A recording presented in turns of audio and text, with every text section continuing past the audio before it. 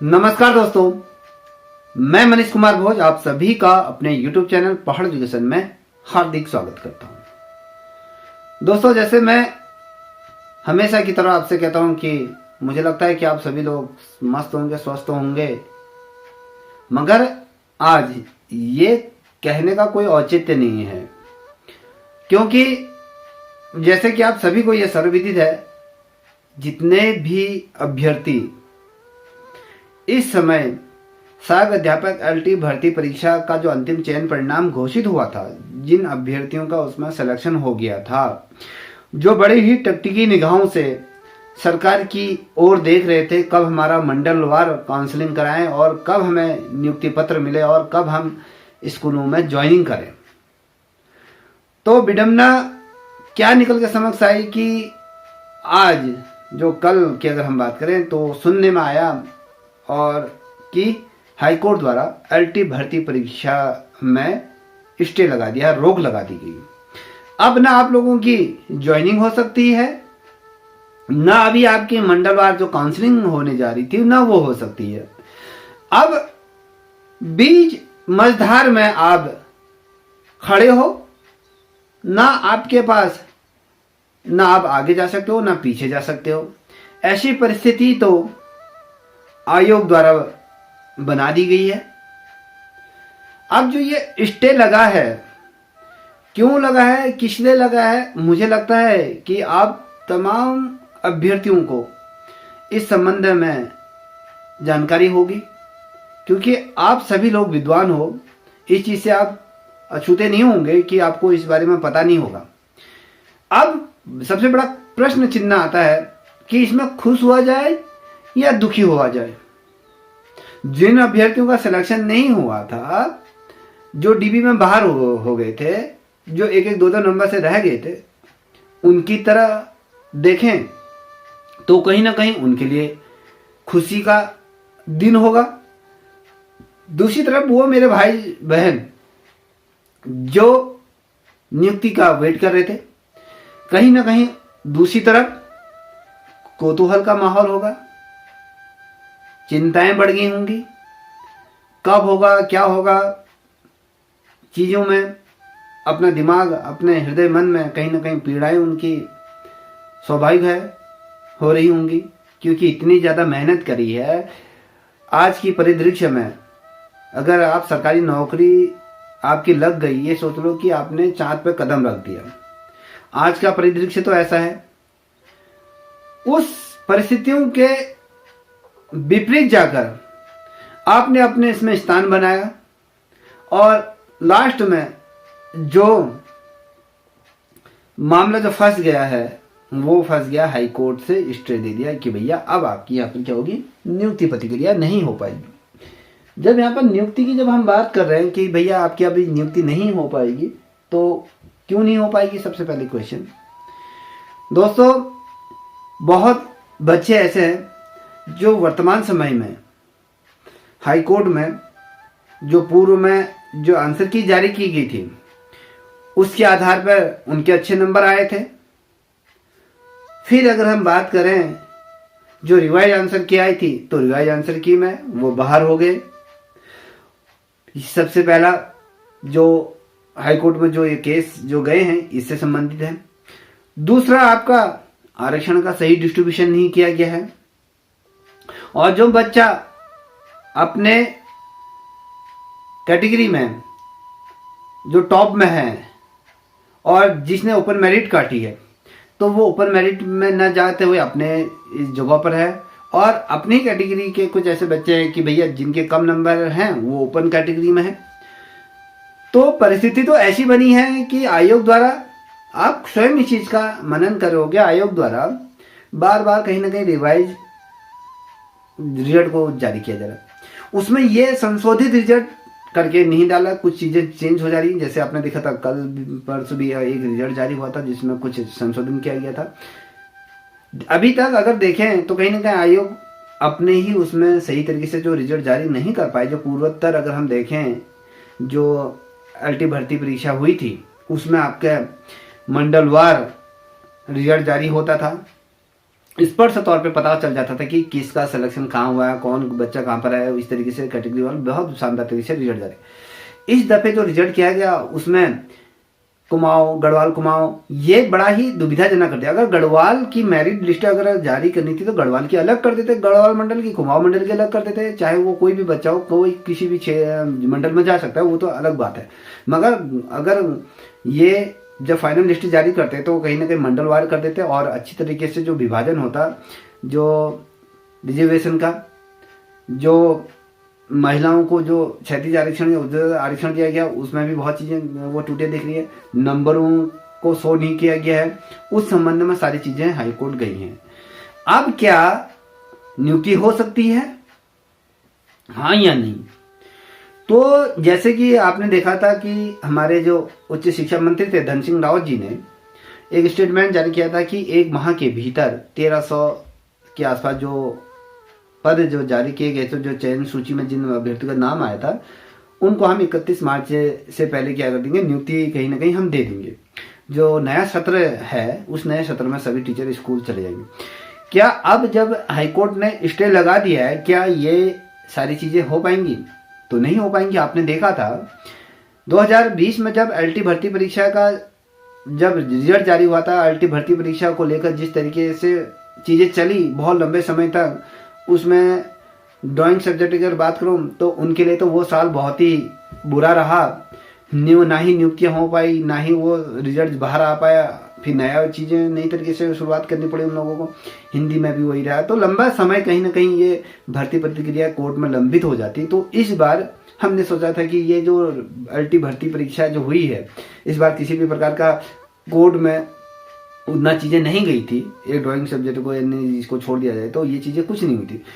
तो उसके सापेक्ष साफ सुथरी ये भर्ती परीक्षा थे। अंततः गत्वा अगर हम देखें तो कहीं ना कहीं ये अंततः जहां इसको पहुंचना था वहां तक ये पहुंच गया, अपने सफर इसने वहां तक कर दिया।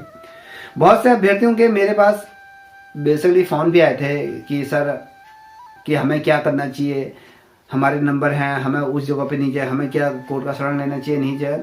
मैंने किसी से ये नहीं कहा कि भैया तुम जाओ, क्योंकि पता है कि लंबे समय लगता है किसी भर्ती परीक्षा को कंडक्ट कराने और बच्चों का सिलेक्शन हुआ, उनको सही समय पर उनका स्कूल आवंटित हो जाए। तो सब लोगों ने अपने विवेक के आधार पर जो भी किया, जो कुछ करा है। तो वहीं अगर हम देखें तो कहीं ना कहीं जितने भी चयनित अभ्यर्थी हैं, कहीं ना कहीं उनके साथ नाइंसाफी हुई है। उन अभ्यर्थियों का क्या दोष जो मेरिट लिस्ट में आए हैं, ना उन्होंने स्वयं अपने आप को उस मेरिट लिस्ट में रखा है, कहीं ना कहीं आयोग ने उस श्रेणी में रखा है। तो उसके आधार पर किसी भी अभ्यर्थी को कोई गलती ना, उनको नियुक्ति समय दी जानी चाहिए। और जिन अभ्यर्थियों का जो मामला है, जो चीजें ऊपर नीचे हो रही है, तो ये तो आयोग की जवाबदेही बनती है। आयोग ने रिजल्ट जारी करने से इतनी जल्दी भी रिजल्ट जारी करने की क्या थी, चीजें 2 महीने 3 महीने 4 महीने रिजल्ट जारी बाद में करते, मगर एकदम स्पष्ट एकदम पाक साफ रिजल्ट जारी ये होना चाहिए था। कहीं ना कोई भी इसमें समस्या या शंका पैदा जैसे होने वाली चीजें नहीं होनी चाहिए थी। मगर क्या करें, रिजल्ट जारी पूर्व में हो जाए तो लंबा समय तो फिर भी लग ही रहा है। इससे बढ़िया समय ले लेता आयोग और सही तरीके से रिजल्ट को जारी कर दिया। जो बच्चों के जो डाउट थे, मान लीजिए जो बच्चे अपनी किताबें लेके आयोग के पास गए थे कि ये वाला जो प्रश्न है ये मेरा सही है, जो अलग अलग राइटर्स की किताब लेके गए, तो अगर ये मैटर हाई कोर्ट जाने से पूर्व ही अगर आयोग अपने स्तर से इस चीज को निपटा देते, जो बच्चे कह रहे हैं कि भैया कि मुझे इस जगह पर आना था, मेरे इतने नंबर है तो मुझे ओपन मेरिट में आना चाहिए था, या मुझे अपने कैटेगरी ऊपर आना चाहिए, तो उनकी समस्याओं का समाधान यदि त्वरित तौर पर आयोग कर देता तो आज ये नौबत नहीं आती, तो सही तरीके का रिजल्ट जारी होता। कहीं ना कहीं आप लोग जो लंबे समय से नियुक्ति की राह देख रहे तो आपके लिए भी सुविधा हो जाती, आपको भी नियुक्ति जल्दी से जल्दी मिल जाती। तो कहीं ना कहीं अब रास्ते में कहीं ना कहीं रोड़े आ गए हैं, कहीं ना कहीं ये कार्रवाई यहीं पर ठहर सा गया है। अगर आयोग सही है, सारी चीजें आयोग द्वारा स्पष्ट तौर पर सही तरीके से जो भी जारी किया गया, जो भी मेरिट लिस्ट बनाई गई, जो आरक्षण का पालन किया गया, सारी चीजें अगर आयोग द्वारा सही तरीके से किया गया, अगर हाईकोर्ट में उसको तलब किया जाता है तो अपने सही तरीके से जो चीजें की गई है वो सारी चीजें रख देगा, तो निश्चित रूप में ये लेके चलिए कि मार्च से 31 तक तो नहीं, आपको लेके चलिए अप्रैल 18-19 तारीख के बाद ही आपको आपकी जो काउंसलिंग मंडलवार हो सकती है, और मई के महीने में आपको कहीं ना कहीं ज्वाइनिंग, मई की तक ये लेके चलो कि मई तक आपका ज्वाइनिंग जो क्रिया, जो चीज़ें हैं, प्रतिक्रियाएं सारी चीज़ संपन्न हो जाएंगी, अगर आयोग सही है। अगर आयोग के स्तर से कहीं ना कहीं अगर त्रुटियां हुई हैं तो ये लेके चलो कि इसमें हर बच्चा अलग अलग चीज़ों को लेकर कोर्ट पहुंचा हुआ है, कोर्ट में कहीं ना कहीं इसमें चीज़ें लगाई हुई। जब तक सारी चीज़ों का निराकरण कोर्ट के द्वारा नहीं किया जाएगा तब तक इसमें ज्वाइनिंग देने तो अभी ये नहीं लगता है कि ज्वाइनिंग हो जाएगी। अभी तो ये मुश्किल लग रहा है कि इसमें जल्दी ही ज्वाइनिंग हो जाएगी।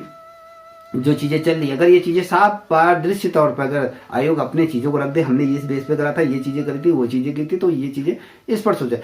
जैसे कि एक महिला है, उस महिला का मुझे फ़ोन आया था उनके द्वारा, जबकि वो ओपन मेरिट में आ रही हैं, उनसे ऊपर जो बच्चा है वो ओबीसी कैटेगरी में अपने सब्जेक्ट में देखें तो वो ओपन मेरिट काट रहा है, ओपन मेरिट में उसको स्थान आना चाहिए, मगर उसको ओपन मेरिट में ना रख के उसको ओबीसी कैटेगरी में रख दिया, जिसकी वजह से जो महिला का जिसका सिलेक्शन होना था, एक कुछ महिला जो उस, अगर वो बच्चा अगर ओपन कैटेगरी में चले जाए तो वो महिला अपनी कैटेगरी में सिलेक्शन ले सकती है।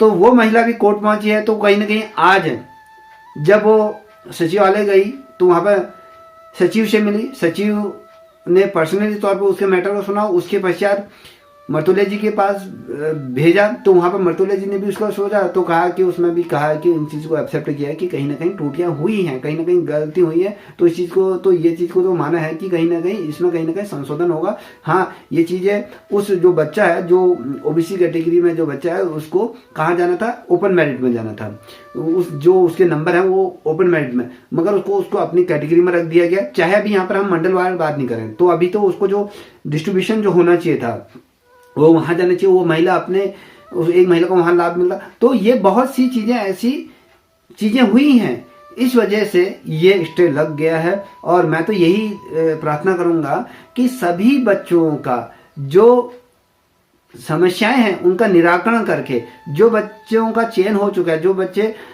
नियुक्ति के लिए राह देख रहे हैं, उनको तत्काल नियुक्ति दी जाए, और इन बच्चों का भी यहाँ पर जो चीज़ें हैं उनको सॉर्ट आउट करके ये भर्ती परीक्षा को पारदर्शी तौर पर इसको समाप्त करके जो आगे की जो भर्तियां हैं उन पे आयोग ध्यान दे, इसको पारदर्शी के तरीके से करें, तो ये सबसे अच्छा रहेगा। अब देखने लायक ये होगा कि नियुक्ति आपको दिसंबर, ये नहीं, क्या कहते हैं, अगर मार्च इसी माह में अगर प्रतिक्रिया शुरू हो जाती, मंडलवार काउंसलिंग हो जाती है तो अच्छा है। तो आपको ये लेके चलो कि आपको अप्रैल 15-16 तारीख तो आपको ज्वाइनिंग मिल जाएगी। अब तो यहाँ पर जब स्टे लग गया है, जब तक हाई कोर्ट से सारी चीजें स्पष्ट नहीं होंगे उससे पहले तो आपको नियुक्ति नहीं मिलने वाली। ठीक है, ये लेके चलोगे तो दिसंबर में, ये क्या बोलते हैं, मार्च में तो आपको बिल्कुल भी यहाँ पर नियुक्ति नहीं मिलने वाली है। तो इस चीज को याद रखिए। जिन अभ्यर्थियों को लग रहा था कि भैया मार्च में वो ले लेंगे, जैसे कि आपको देखने को मिल रहा है कि इसमें स्टे लगा दिया गया, सारी चीजें हो रही हैं, तो उसके आधार पर ये लेके चले कि आप अप्रैल या मई तक ही आपकी ज्वाइनिंग यहाँ पर संभव हो पाएगी। अभी अगर हाईकोर्ट जो बच्चे सही है, अगर हाईकोर्ट में अपने पक्ष को मजबूती तरीके से रखें, या जो चीज़ें गलती की हैं, अगर आयोग की गलतियां होती हैं, तो मुझे कहीं ना कहीं ऐसा भी फील होता है कि अगर जो पूर्व में जो नंबर, जो आंसर की जारी की, उसके आधार पर जो बच्चों के नंबर थे, फिर जो रिवाइज आंसर की वजह से नंबर घट गए हैं, वो बच्चे भी गए, तो अगर वो बच्चों के नंबर बढ़ते हैं तो मुझे कहीं ना कहीं ऐसा लगता है कि जो ये डीबी वाले जो लिस्ट जारी, कहीं ना कहीं उसमें आपको उतार चढ़ाव देखने को मिलेंगे।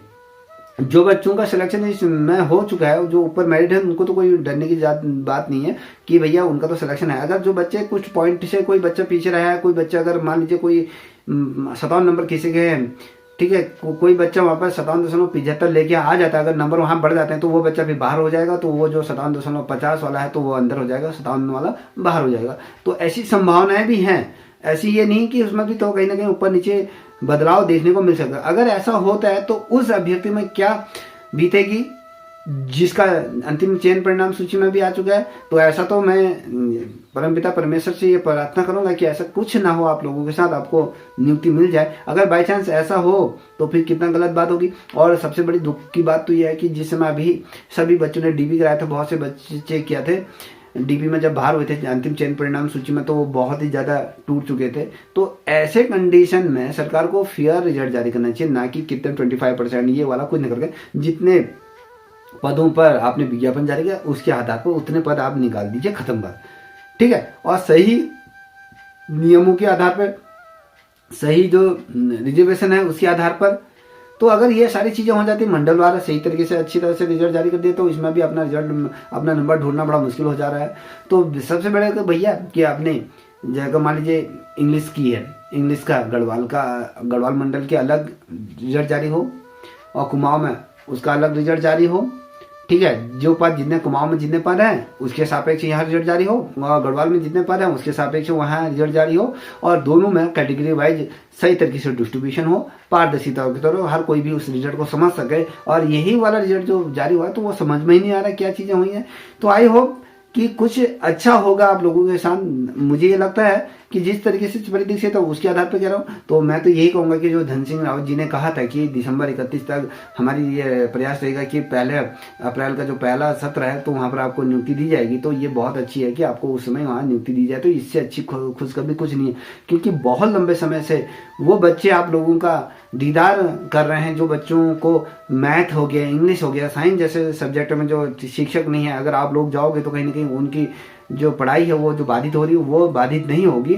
तो जल्दी से जल्दी सरकार को करनी चाहिए कि जो हमारे दूरस्थ सीमांत जनपदों में, जो दूरस्थ क्षेत्रों में जो विद्यालय है उनमें जो शिक्षक विहीन जो विद्यालय हैं, कहीं ना कहीं आप लोग जाओगे तो कहीं ना कहीं उन बच्चों का भविष्य सुधरेगा। और कहीं ना कहीं सरकार आपके भविष्य के साथ जिस तरीके से चीज़ें करी तो उनको मद्देनजर न रखते हुए उन बच्चों का भविष्य देखे, तो आप लोगों को जल्दी से जल्दी अपन नियुक्ति दे। तो ऐसी मेरी क्या बोलते हैं आशाएं हैं, और ऐसे सरकार से गुहार भी है कि जल्दी जल्दी से जल्दी इन बच्चों को नियुक्ति दे दें, और जो कि हमारे जो बच्चे वेट कर रहे हैं वो बच्चों को ये शिक्षण कार्य कराकर उनके उज्जवल भविष्य को बनाएं, अपना योगदान उसमें दें। तो इन्हीं शब्दों के साथ मैं इस वीडियो को समाप्त करता हूँ। तब तक इतना ही। जय हिंद, जय भारत, जय उत्तराखंड।